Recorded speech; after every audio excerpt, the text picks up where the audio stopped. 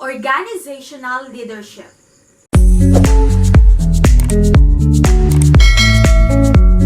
Hey guys, welcome back to my channel. This is Megan Teacher Pauline, and today let's talk about organizational leadership. Organizational leadership is a management approach in which leaders help set strategic goals for the organization while motivating individuals within the group to successfully carry out assignments in service to those goals. Organizational leadership requires developing an understanding of your own worldview as well as the worldviews of others. Worldview is a composite image created from the various lenses through which individuals view the world. It is not the same as identity, political stance, or religious viewpoint, but does include these things. It incorporates everything an individual believes about the world, combining the tangible and the intangible. Successful leadership requires capitalizing on strengths and managing around weaknesses. Strength can be defined as consistent, near-perfect performance in an activity. An individual should perform an activity at around a 95% success rate in order to consider the performance of that activity as strength. Strength is not necessarily the same as ability. An ability is a strength only if you can fathom yourself doing it repeatedly, happily, and successfully. The building blocks of strengths are talents, knowledge, and skills. Talents, these are naturally recurring patterns of thought, feeling, or behavior. Knowledge, these are the facts and lessons learned. And skills, these are the steps of an activity. Organizational leadership requires ethics. Ethics aids leaders in balancing truth and loyalty, individuals and communities, short-term and long-term, and justice versus mercy. Ethics is not an inoculation or a compromise. It is a process and a lens by which leaders approach a problem situation. Ethics call on us to be impartial, yet engaged. Effective leaders utilize ethics to look for the hidden alternative in ethically questionable situations. It is the compass by which leaders navigate not only right versus wrong, but also right versus right. Communication is a tool for individuals to interface with one another, with groups, and with the rest of the world. It is not a text, email, phone call, or personal visit. These are methods or mediums of communication. Effective communication requires an understanding of VABES, values, assumptions, beliefs, expectations, of those whom with we communicate. Understanding someone's worldview and values enables leaders to acknowledge but look past differences, focus on areas of agreement, and to effectively listen for and hear the messages of others. Leaders are able to move beyond communication barriers, appearance, vocabulary, stutter, lisp, accent, etc., and focus on the message of the speaker. It is often the case that people don't want to be leaders for fear of rejection. Leaders are able to rise above this natural fear and lead by the example of adding value to an organization. Managers and leaders are not the same. Leaders possess strategic thinking and not only an understanding of the vision of an organization, but also the ability to effectively carry out and communicate that vision. Anyone, anywhere, at any level can be a leader. The cornerstones of leadership are truth-telling, promise-keeping, fairness, and respect for the individual. Transformational leadership.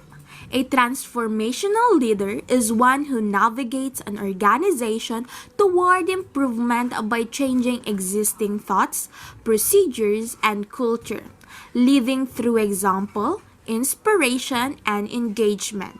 The transformational leader will seek ways to get the best performance and potential out of each team member. It takes courage to be a transformational leader, one who challenges old ways of doing things in favor of better, more efficient, and more intuitive strategies. What are the top qualities of a transformational leader? Innovative, empathetic, motivational. Democratic leadership. With democratic leadership, while organizational hierarchy may still exist, influence, power, and the ability to contribute to decisions may be widely distributed across tiers and departments. Also sometimes called participative leadership. Democratic leadership requires collaborative energy, delegation of responsibilities, and group-level decision-making. This demands a leader who knows how to cultivate participation, empower team members, and work directly alongside organizational members at every level.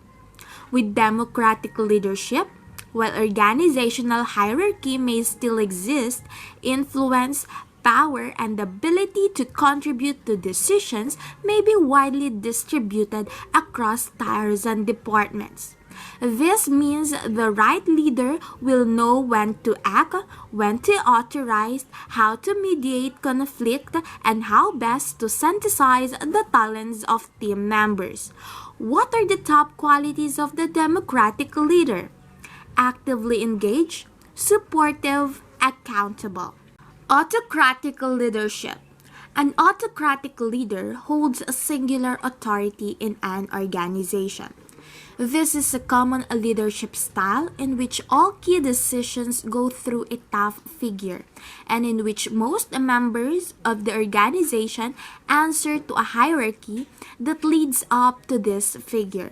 While autocratic leadership is rarely very popular with employees, it's the preferred strategy in organizations where employees perform streamlined functions, where control is more critical to success than creativity, and where there is a scant threshold for error.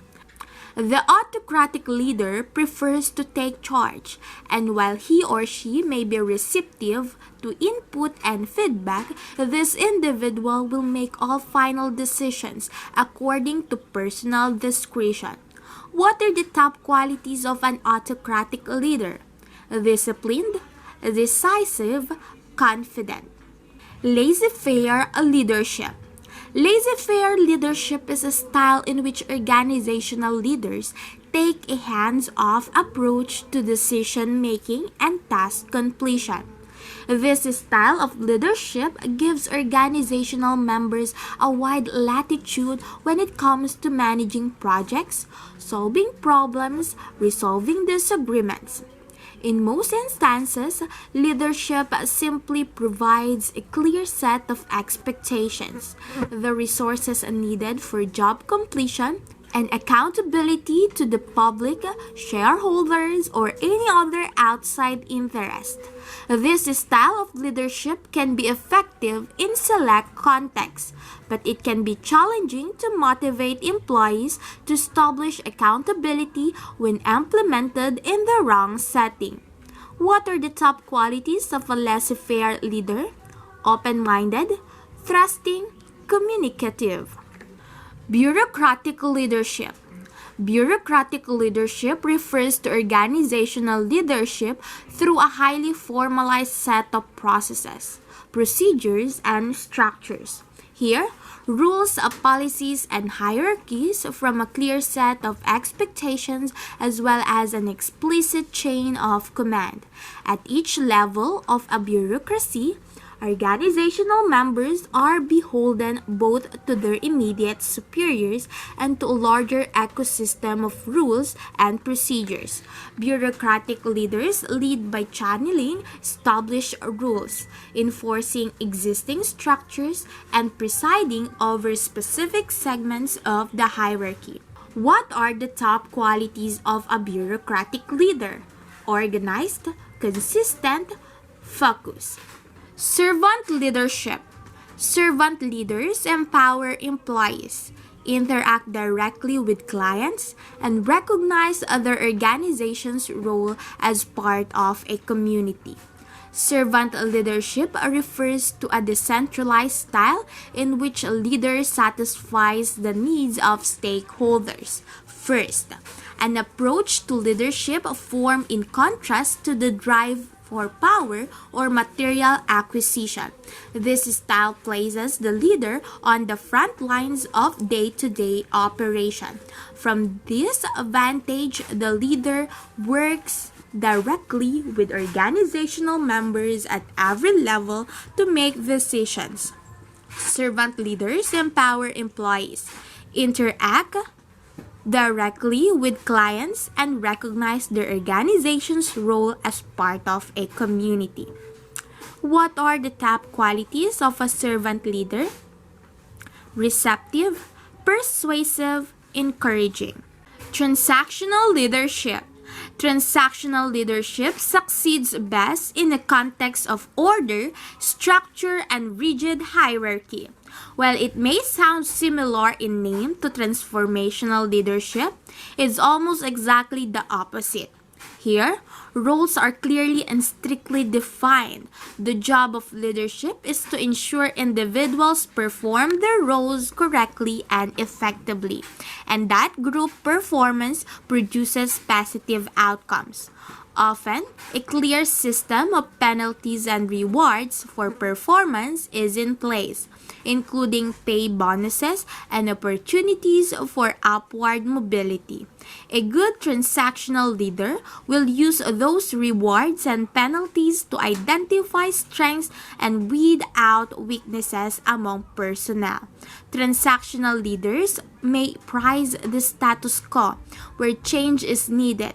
A transactional leader will typically implement it within existing systems and structures rather than through major structural transformation. What are the top qualities of a transactional leader?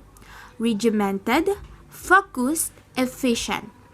Situational leadership.